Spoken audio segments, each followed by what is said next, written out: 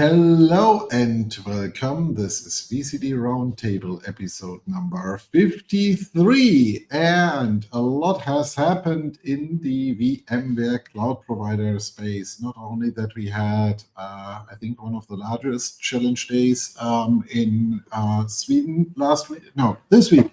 But also quite a few announcements from VMware by Broadcom around products, licensing, packaging, and also some announcements we are going to make at the end regarding some upcoming events. But before we get to that, Sasha, do you want to start? I can. Hello. Hi. Yes, welcome also from my side. Maybe you can mute yourself. Yes. Okay. Welcome also from my side. We had a great week with challenge days in the Nordics. A lot new inputs from the service providers. Some parts we want to talk about later. So also some hints about some new features and how does it work. And with that, Matthias. Yeah, curious about to hear all the news. Toby, you? Yes, also the same for me. Hello and welcome to episode 53. So, back to Sasha. Yes, so with that, when we searched for a topic for this VCD Roundtable, we will cover a bit what's new, what's changing in the service provider program, and what's interesting to know, what we want to share with you. So Monday and Tuesday we had the challenge days in Stockholm, and there was one interesting topic. We got a few requests on how does it work, and nobody finds how does it work in the user interface or in the Cloud Director interface. And this is the VM placement on just guest OS base. So that means we have a lot of vendors who needs or products who needs to be licensed on host based, and a lot of service providers started to selecting or created affinity rules on vCenter level. But the problem is if we created on vCenter level, we had every time problems in combination with Cloud Director. And now we have this feature with the last Cloud Director version that we can create policies that we place VMs on dedicated hosts based on the guest OS. Yes, Matthias? I would not say with the latest VCD version that feature is there since, I don't know, 10.4, 10.3? Okay, yeah, so just saying. Yeah, it's there, but again, maybe a lot the of need just appeared within the group and community. So a few service providers searched for it, and it's only possible to configure it over API. So that's the point. Do you have found it in the interface on the Cloud Director? Really? So maybe you can share where it is. It's a placement policy. So maybe I misunderstand what you're talking. Maybe it's a misunderstanding, but in the end, you just create this DRS groups in vSphere, and then you grab those groups and map it in the Cloud Director UI in the service provider context, and then you can publish those placement policies to a tenant, and then you just use it. That's how you place a virtual machine to a DRS group, and that has a DRS rule. Then the virtual machine is placed on the according host group. Yes, but the feature means now that you can place virtual machines automatically based on guest OS. So if you have selected Windows, for example, all Windows virtual machines will be placed on dedicated hosts. So that's the misunderstanding. So you're talking about an automated placement. Yes. Because of licensing and so on. So maybe it was there before, but I don't saw it before.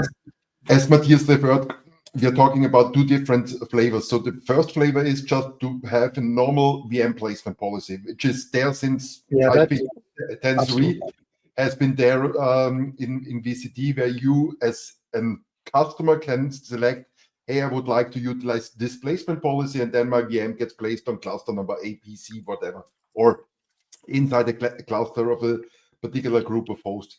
But what is new, and this is what Sasha is referring with 10.6.1.1, is now, and this is only available on via the API. If the customer selects, for example, Windows, automatically the VMs gets placed on the host which are entitled for Windows licensing. At the end, we are still talking about the same. It is a DS-based group, host group and VM group, but now with 10.6.1.1, VCD can do this automatically without doing any interference from service provider or from the customer itself, just based on the OS you select. The other two amendments, and it's 10.6.1. 10.6.1, okay. Not 10.6.1.1. Okay. Good. So, what else is new? So, yeah, maybe let's start with the newest information about. There is a new pricing guide. There is a new information about download quantity of license keys. What does it mean? So, they are long time before, and in the contracts there was a maximum limit of license keys you can or you should create per contract. It was limited on the commits, but this was never executed in the past. And now there is or there comes a message that you can have a maximum of 200% of license keys regarding your commit. That means, for example, if you have 2,000 license keys, 2,000 cores in a commit, you can create a maximum of 4,000 license keys on that contract. That will become interesting for a lot of service providers who are running a lot of hosts in maintenance mode or non-active and try to use them as an overage. So that's one very interesting point here. And in the last weeks, there was the message that they will go down to 125% that you can maximum create and download. But that looks like this is changed again, because this information with the 125% are removed, and also in the pricing guide, they only mention now the 200%. So let's see what happens there. But if you need more license keys, maybe you can create them. So the limit will be active in the next days. Yeah, that's one important new topic. I think the latest email communication was today regarding this topic you just mentioned. I think the last email I received about that was today. So they're constantly sending out emails over and over and over. Yes. And with that, also the announcement today, usage meter 9 is out. That means you as a service provider have now 90 days to upgrade your usage meters. That means it's very easy. There is an upgrade process. The only important topic, if you upgrade your usage meter, you need to create a token in the new portal, in the VCF portal, and need to enter this token in your usage meter when you're deploying the update. That's important. Also, for new usage meters, you need to first deploy the usage meter. You will get the ID like before from the usage meter. You can enter in your VCF portal. Then you can create the token, or must create the token, and the token must be placed manually in the usage meter again, that the connection can be established. And with a new usage meter, there are some parts you need to take a look on. So first of all, please make sure that you have new license keys deployed on your systems, because only the new license keys can be measured. And the new usage meter has now this feature that the usage meter can meter also vDefend firewall.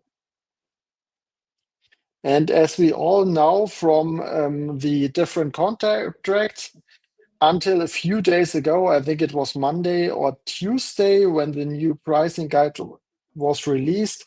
So before there was no add-ons or no overage for add-ons. So you needed to go with a commit if you wanted to go with vDefend firewall. And there is now an exception for vDefend, NSX vDefend. So you can go now on demand with distributed firewall and gateway firewall, and also with advanced threat protection. On the first view, that's a benefit for all of the service providers who wants to try it.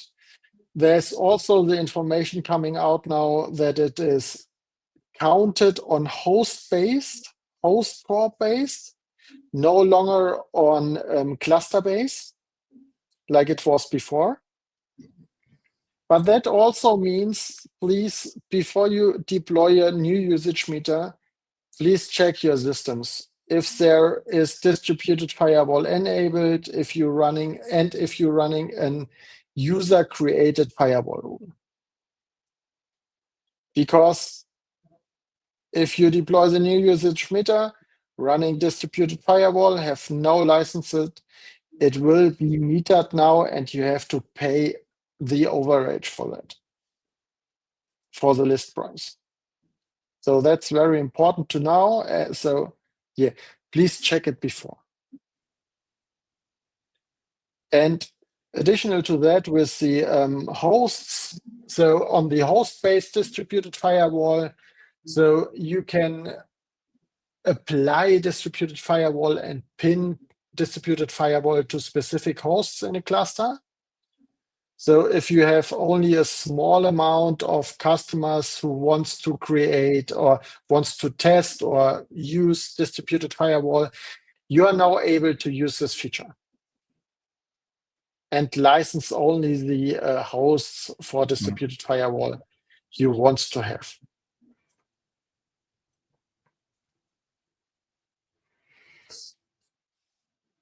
One thing I would like to add, especially on the NSX side, please ensure that you really have only new license keys.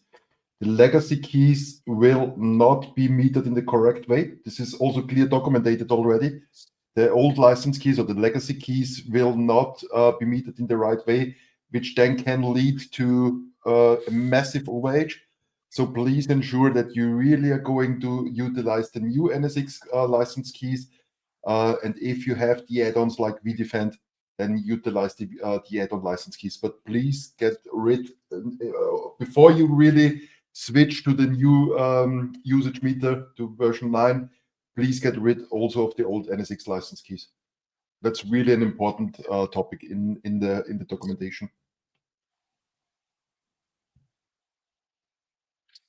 Yes, and with that, take a look at distributed firewall, at advanced threat protection, though.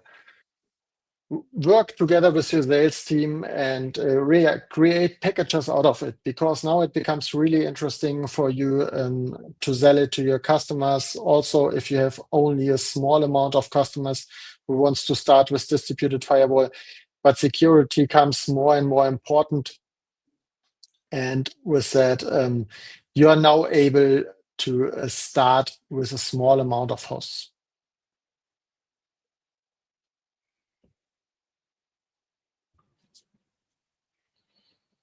Okay.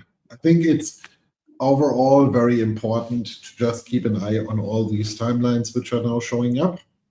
Especially in Europe, they fall in the summer season. So keep in mind that there is now additional timelines or something like that going to come for usage meter. because that directly also influences new releases from Broadcom and other things. And the time frame they now provided is longer than what the contract actually said, because that was 14 days originally in there. So that would have been a much bigger stunt for everybody. Also, I don't think Sasha mentioned that there is documentation which came out from Broadcom on how to handle the offline bundles and stuff like that for VCF 5.2. For 9, there should be a better solution for service provider. We will see. But for 5.2, it is now clearly documented how you should provide these offline bundles and everything else to your customers. And we can only strongly encourage you to really review that. And again, even after discussions, it's like Broadcom said again and again very, very clearly, it is not allowed to provide user accounts to the Broadcom portal to sub-CSPs. Even if you are basically 3 providers together under one contract, only the one under the contract is allowed to access the Broadcom portals, the Broadcom software downloads, do the license management and everything else. Any other usage is a violation of the partner contract and the license agreement. And we did not only have the change of how between CSP and resell, this is directly also related to, let's say, misbehavior from partners. So even if you think that you can actually still do that, better be sure to really, really clarify that. As I don't want to see you in a situation where you run into any serious issues with Broadcom, because from what is heard, they are not actually going to joke around on these items much longer. So make sure that you follow that. There is a knowledge base article describing all of that and how to do all of these things. And for 9, it hopefully should be in a different scenario. We also heard during our event on Monday and Tuesday that there is a potential chance that VCF 9 might get a new VCD version on top of it, but only to make VCF 9 work. But again, the big question is, with the announcement that VCF in the future is not going to be VCD, or VCD is not going to be the multi-tenant solution moving forward, starting with 9. The big question is really is whether you are going to do or whether you are going to want to combine these. However, with all the changes in VCF 9, we said that in the last 2 days in Stockholm very, very clearly again and again, it makes sense, beside moving yourself to 5.2 point whatsoever, to also make sure that your internal teams are all trained already, or start training on VCF 9. There are so many substantial changes in the infrastructure that it is good to actually get going on that one, so that you are early on if your customers demand anything from that perspective. So that is good to know as well. So what else do we have? Any other news, Matthias? We have a lot of rain currently in Vienna, but now the weather changes. These are the news I have. So that means you have a lot of clouds in Vienna. Yeah, So no, we have at least they're some all relation to the cloud gone. phone They're all table. gone. No backup, no restore. Okay. Maybe one more topic on news. So if I need to mute you. Okay. So transmission control is back for service providers, for tenants of service providers. So you can deploy again transmission control self-managed. That's included now in VCF. So that will be maybe for a few customers a real benefit to manage the Kubernetes environment. And it's again unclear what happens with TKGM, though. In the last newsletter, they clearly mentioned that Broadcom will continue TKGM in the telco cloud platform for telco customers. but ZSP customers are not mentioned there. So maybe we get some more information in the next days or week what happens with TKGM for the service providers, especially for the CSE customers. What we heard is that will be supported for all of the service providers who used it before in the old model. But yeah, there's nothing in written currently. So let's take a look. And what's also new in the new pricing guide is that data services, they were included before in VCF, and they are still included for everyone who used data services with VCF. But everyone who starts now with data services, it's not longer included and needs to be licensed per core. Is this a good idea? I don't know. Depending on the view for the CSPs, not for the shareholders, maybe. Let's see. Yeah. One thing here to add, Sasha, you mentioned it, TMC is now part of VCF. On the other hand, TMC as a SaaS application will go away. So for those who are still utilizing TMC hosted by Broadcom, please be aware this solution will go away. So you need to figure out how you can migrate your hosted TMC to a local installed TMC.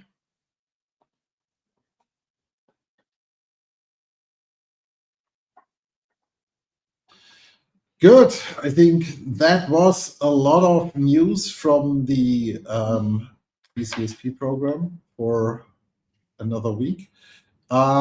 Just as a wrap up, I mean, we are going to come together with a group of our AI specialists team here in Dubai next week, together with VMware and Broadcom. We have trainers from the US and the UK and everything else fly in, so that we have a 2 days AI workshop. We are then going to head over to Bonn for the Service Provider Summit, going to hold a keynote and workshop during that event.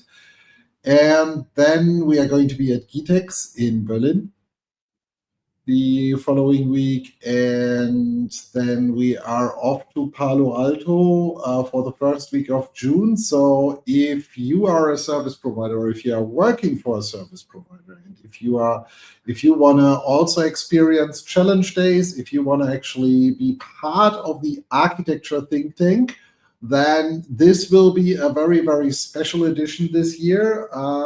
Based on the invite by Broadcom, we will most likely, we are clarifying the last couple of things tonight, but it looks like we will run both events on the Broadcom premises. We will have support from the BUs, but they will not change the generic format of our sessions. They just want to actually be able to network with you and actually get to know the service providers and a lot more better. So for those who were the last couple of months is always saying it's like it's so hard to get hold of these people, it's like this is your chance, your opportunity. If you want to join these events, please ping us. It's still 4 weeks to go.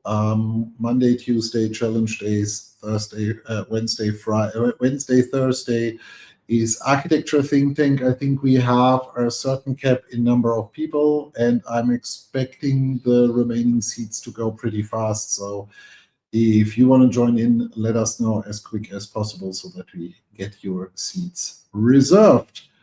And then we are going to be back in Dubai for another challenge days mid of June. So also, if you really want to have dry heat or humid heat, then there's the place to be.